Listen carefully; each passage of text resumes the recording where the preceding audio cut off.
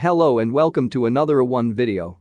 What would a modern-day evil genius have to do in order to take over the world? Bond villains are such uninspiring, stupid creatures. We can do better. Our villain is a prodigal business and scientific genius with the kind of brash charisma and titanium self-belief that dares to take on the world. Imagine a real-life Tony Stark. Like all good villains, our Tony begins with nothing but the noblest of intentions. He burns to make the world a better place. And he knows he's got the skills to do it. Born to a life of modest privilege in the United States, Tony rapidly asserts his abilities to build a global technological empire. He develops revolutionary new forms of sustainable energy, just as the world's oil supplies reach a critical level. As the Middle East descends into a decade of conflict, the world rebuilds using his patents and products. For the most part, people are grateful. By the age of 40 he has a fortune to compare with the likes of present-day Buffett and Gates. Success, of course, is boring. His focus turns.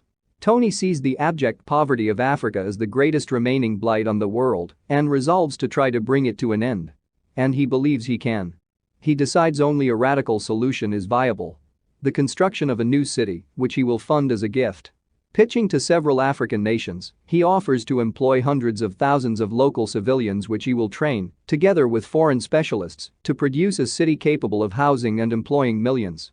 As part of the deal, Tony retains 20% of the most central land, with the remaining majority to be a gift to the nation and the people who helped build it.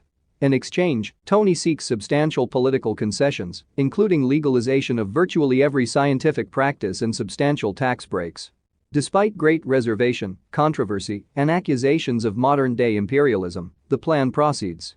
Within a decade, bolstered by modern construction methods, a new metropolis rises.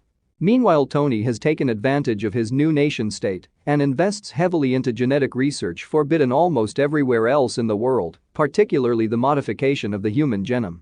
His efforts do not go unnoticed. Rising figures in the United States consider him a threat to the future of humanity. Even as his company produces medical revolution upon revolution, a cure for Alzheimer's, a simple injection for regrowing damaged heart tissue, these are met with active hostility. Did the ends justify the means? Reacting to growing public tension, many countries outlaw these products, even as members of their public beg for them. Business for Tony is exceptional, of course, and the growing tensions only seek to make his city, as it has become known, colloquially as Stark, one of the most desirable places to live in the world. He moves himself and swathes of his company there as it expands. It is not long before his science develops the ability to modify human genes in living patients and ultimately in unborn ones. People could choose to have their DNA optimized through a simple blood scan and synthesized viral injection. This is too much for the world. Within Stark and their growing collection of neighboring cities, this technology allows them to virtually eliminate all birth defects, disease, low intelligence, physical imperfections, and extend long life. Soon this extends to the augmentation of skills. Eidetic memory, motor control, exceptional high intelligence. Changing your DNA becomes as commonplace as upgrading your operating system. The rest of the world panics, the United States in particular. It is soon realized that making Stark's technology illegal was not enough. A single person who had been optimized could sell their sperm or eggs for a fortune. To public cries of "protect our gene pool" and the fear of rendering normal people obsolete, borders are closed, products are banned, and a near-warlike stance against Stark's country is adopted. Tony is no fool, and he's well prepared when the inevitable happens. The US fakes a foiled terrorist attack on their soil.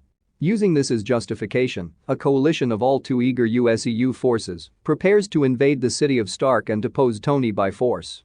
Unfortunately for them, this is where you make a villain out of a genius. The military of the future is not so different from today. The US enjoys a sizable advantage over the rest of the world combined, and nearly all their might stems from unpiloted drones and long-range missiles. Stark has essentially no military force whatsoever, bar police and security officers who were quickly stationed on the border. Their first attack was therefore predictable, if callous. There were no military targets for the coalition to attack, so they focused on aviation, industry and power instead. It didn't really matter. The US drones fell from the skies like stones. The missiles looped back upon themselves and crashed impotently into the ocean. Every automated technology the coalition could muster was all too easy for a technologically superior nation to deflect. Targeted electromagnetic pulses, total satellite interference, remote hijacking of computers and communication. No countermeasure was perfect, of course, and many hundreds died. Yet the humble civilian city had left a vast military armada confused and humiliated. Tony now broadcasts a simple message to the world, speaking over a montage of severed and charred civilian corpses. Many of you think us evil. Yet we live in peace, isolated. Our only crime is the pursuit of science that would end disease and enrich the lives of mankind's descendants. For this, your governments rain death upon our people. Ask yourselves if that is really what you want, for what follows is their doing. Until they withdraw, we will not stop. For an hour, the world waited. Agents for Stark's cause had not been hard to find, and for the most part they were smart, secretive and organized. On cue they crippled global communication, commerce, and transport of the coalition rivals, all in just a few hours. They simply killed their power. Conflict continued, but not for long. Every attempt to recover, to strike back, was blunted by Stark's technical supremacy. When Tony crashed an array of foreign satellites on demand, the coalition ordered a withdrawal. A battered and bruised world came to acknowledge they had lost. In a few years, the ideological opposition to his technologies and even methods soon withered in the face of the practical advantages. As nation upon nation lifted their restrictions on Tony's science, policing genetic purity became impractical and then impossible. Soon, those countries who opposed him were modeled in his image. You might think this a meager victory, but consider. He died old, the richest man to ever have lived, near emperor of his own nation, having ultimately transformed the very identity of humanity for eternity. And he had quite literally taken on the rest of the world in one. As a wise man once said, you either die a hero or you live long enough to see yourself become the villain.